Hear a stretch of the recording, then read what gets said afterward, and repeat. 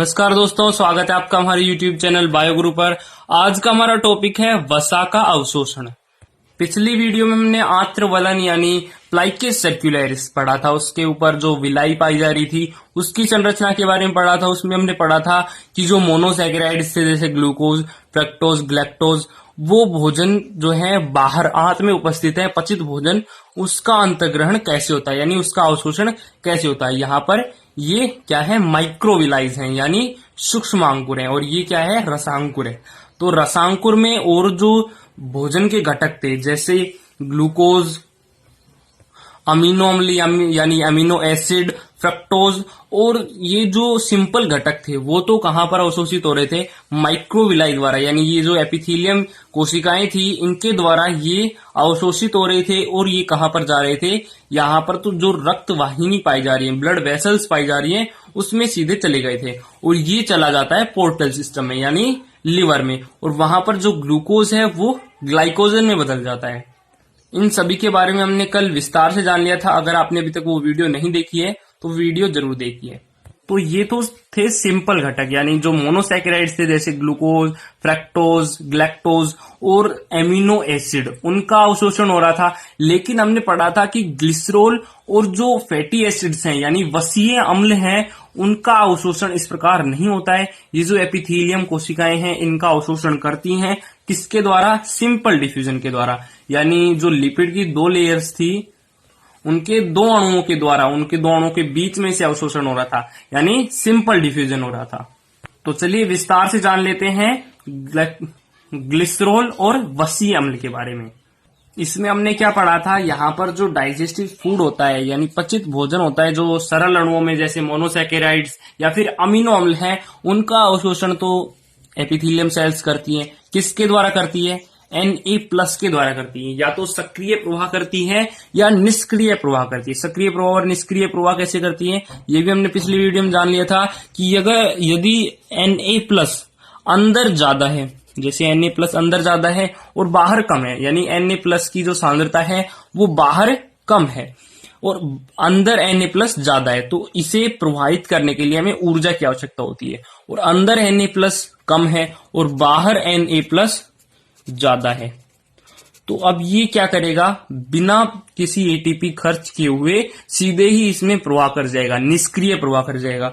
और ये Na+ जो है वो इस पचित भोजन के साथ जुड़ जाएगा और इसे अपने साथ ही निष्क्रिय प्रवाह ले जाएगा। और यदि इसकी सांद्रता कम है तो इसके साथ जुड़कर ये एटीपी खर्च करके इसके अंदर प्रवाहित होगा। और जो मोनोसैकेराइड्स हैं जैसे ग्लूकोज, फ्रक्टोज, ग्लैक्टोज, वो तो सभी ब्लड वेसल्स में चली जाती हैं, रक्त वाहिनी में चली जाती हैं।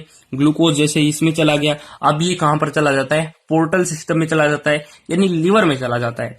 और यहां से जो ऑक्सीजन है वो इन सेल्स को दे दी जाती है। तो इसमें क्या होता है, ग्लूकोज होता है और कार्बन डाइऑक्साइड होता है।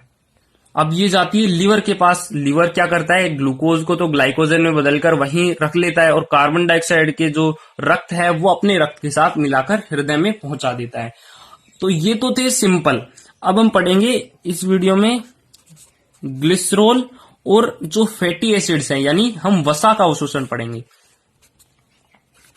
क्योंकि जो Na+ हैं वो केवल छोटे अणुओं के साथ ही जुड़ सकते हैं, जैसे मोनोसैकेराइड के साथ जुड़ गए, एमिनो अम्ल के साथ जुड़ गए। लेकिन ये जो Na+ है ये इसके साथ नहीं जुड़ पाता है और ये सीधे इसके अंदर प्रविष्ट भी नहीं हो पाते हैं। क्यों नहीं हो पाते हैं, क्योंकि इनमें चलन नहीं होता है, यानी ये गति नहीं करते। जैसे बाहर हमें पता है कि फ्लूइड है यानी द्रव है बाहर, और बाहर ये द्रव में फ्रेंडली नहीं रहते हैं, ये उनके साथ जुड़कर नहीं रहते हैं, ये उनसे अलग रहते हैं। अगर उसके साथ जुड़कर भी रहते तो ये यहाँ पर पहुंच जाते, और ये बड़े अणु होने के कारण यहाँ पर Na+ भी नहीं जुड़ रहे हैं। तो अब इसका इसकी अवशोषण कैसे होगा, वसीय अम्ल, वसा किस में बदल गया, वसीय अम्ल में। अब इसका अवशोषण कैसे होगा, इसके अवशोषण के लिए एक अलग विधि है। इसमें क्या होता है, इनका निर्माण किसके द्वारा होता है, बाइल जूस द्वारा होता है, यानी पित्त रस के द्वारा होता है, जो लिवर से आता है, पैंक्रियाज में आता है और ग्रहणी में आता है। ये हमने पढ़ा था, ये ग्रहणी थी और यहाँ पर पैंक्रियाज था। और लिवर से, ऊपर लिवर है इसके, और लिवर से बाइल जूस आता है, यहाँ से पैंक्रियाज जूस आता है यानी पित्त रस आता है, और अग्नाशयी रस आता है। और यहाँ पर ओडी की अवरोधनी यानी स्फिंक्टर ऑफ ओडी में यहाँ पर ये बाइल जूस और पैंक्रियास जूस यहाँ पर निकल जाते हैं और भोजन का पाचन करते हैं, और उससे बनता है ग्लिसरॉल और वसी अम्ल। यानी जिससे ये बन रहे हैं, बाइल जूस द्वारा ये बन रहे हैं ग्लिसरॉल और वसी अम्ल, उसके द्वारा ही अब इनका अवशोषण होगा। यानी यहाँ पर क्या आएगा, बाइल जूस आएगा। जैसे ये बाइल जूस हो गया, बाइल जूस में हमें पता है कि एक फास्फेट समूह होता है, और सॉरी ये बाइल जूस नहीं, ये क्या है, बाइल सॉल्ट यानी पित्त लवण है। ये बाइल जूस में होता है बाइल सॉल्ट, तो ये बाइल सॉल्ट है। अब बाइल सॉल्ट में जैसे हमने पढ़ा था लिपिड में, तो एक बूढ़ा आदमी था, उसके एक सिर था और दो टांगे थी। इसमें केवल एक सिर होता है और केवल एक टांग होती है, एक टांग इसकी नहीं है, तो इसे ये क्या है, बाइल सॉल्ट है। जैसा कि इसमें हो रहा था कि ये तो था हाइड्रोफिलिक और ये था हाइड्रोफोबिक। हाइड्रोफोबिक तो क्या था, जल से डर रहा था, हाइड्रो जल, और फोबिक हमने क्या बताया था, डर।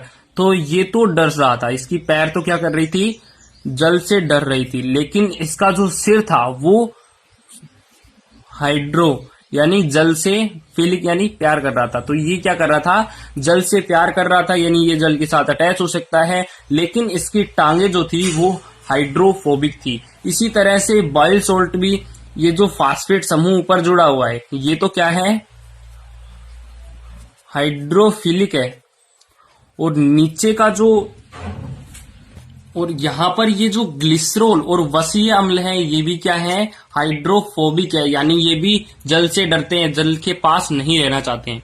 तो यहां पर अब इसकी गति कैसे होगी, तो ये जो बाइल सॉल्ट है ये इसे यहां पर पहुंचाएगा, यानी बाइल सॉल्ट इसके पास आ जाएगा। ये जो इसका सिर है ये कैसा है, जल से प्यार करता है, हाइड्रोफिलिक है, तो ये जल की तरफ हो जाएगा, और इसकी टांगे हाइड्रोफोबिक है, यानी जल से दूर रहना चाहती है, तो ये जुड़ जाएंगे ग्लिसरॉल के साथ। तो यहां पर बहुत सारे अणु जुड़ जाएंगे बाइल सॉल्ट के चारों तरफ।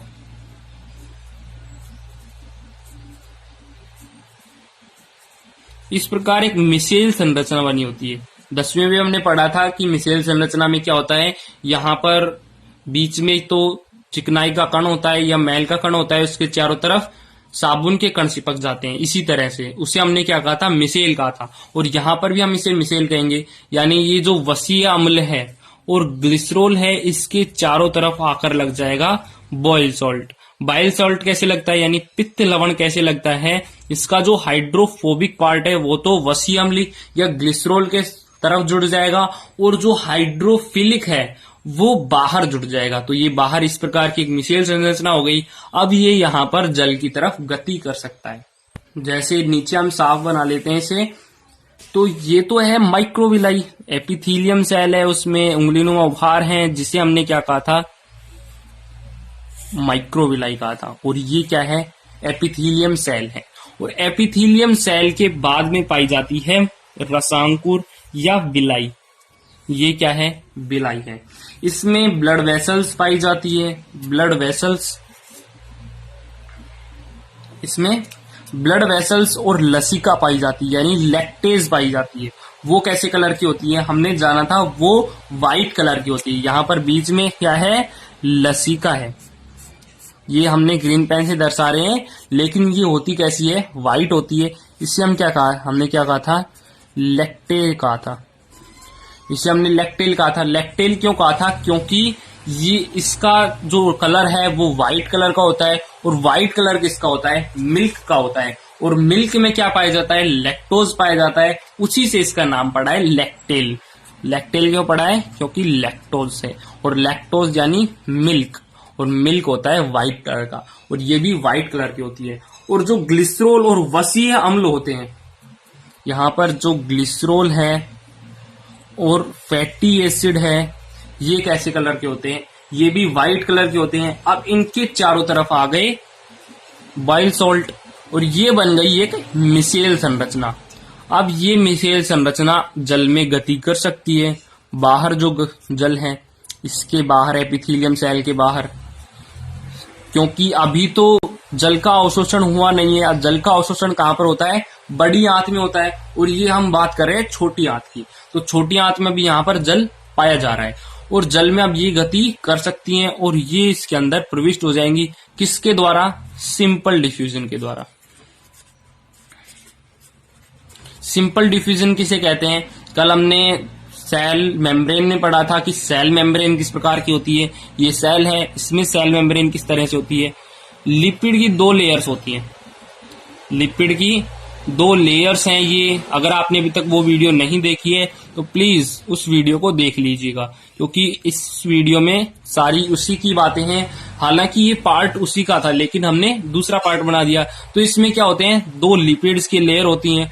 अब लिपिड की लेयर में और इसमें बीच बीच में प्रोटीन भी पाए जाते हैं। कल हमने पढ़ा था बीच बीच में प्रोटीन पाए जाते हैं। अब यदि भोजन जो है वो लिपिड के बीच में से आए और वो भी निष्क्रिय प्रवाह से आए तो उसे हमने क्या कहा था? सिंपल डिफ्यूजन कहा था।